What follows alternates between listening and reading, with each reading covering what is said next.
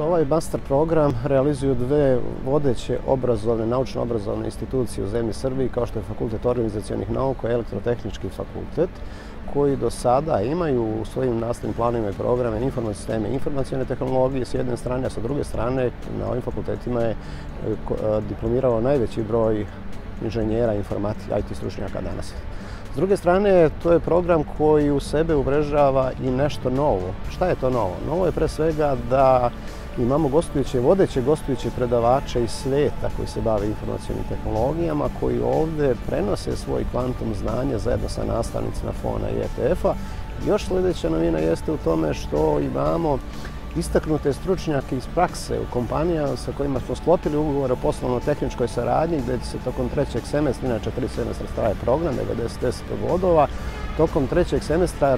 realizovati stručna praksa od najmanje 8 radnih nedelja, a rezultat te stručne prakse treba da bude aplikativni deo završnog rada, završnog master rada samog kandidata, samog studenta, gde će mentor biti praktično istaknuti stručnjak iz prakse koji ga je primio u tom kompaniji. Sa jedne strane, tokom 2 semestra imao jako dobar i intenzivan kurs vezan za teoretske osnove u IT-u, a sa druge strane, tokom trećeg semestra i stručne prakse, on se praktično uhvatio u koštac sa realnim problemima, aplikativnim problemima i na taj način napravio jednu simbiozu teorijskog i aplikativnog, čime završio svoj master. Kratki programi studija traju 1 semestar, to je 30 SP bodova i u zakonskom osnovu namenjeni su svima onima koji hoće da prošire svoja znanja i odgovarajuće oblasti. To je neka vrsta praktično predprocesora koji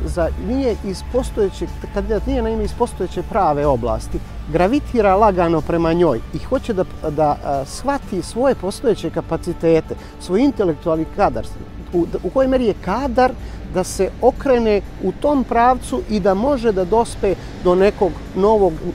da kažem, stručnog naziva ili upiše neki stručni fakultet, jer je došao iz miljea, recimo, neke druge oblasti. Mi ovde gravitiramo prema tehničko-tehnološkim i prirodno-matematičkim oblastima, ali možda se nekog nađe iz društveno-humanističkih ili pravno-ekonomskih ili medicinskih oblasti da kaže čekajte, hoću da probam sebe, da vidim da li imam stručnog kapaciteta da kroz taj jednokratni ciklus od 30 SP bodova i 1 semestra oprobam sebe kasnije s jedne strane da se upišem na takav studijski program ili pak da sa tim kvantumom znanja vratim se u kompaniju u kojoj egzistiram i da mi on bude sasvim nova osnova za novo poboljšavanje rada i uslova rada.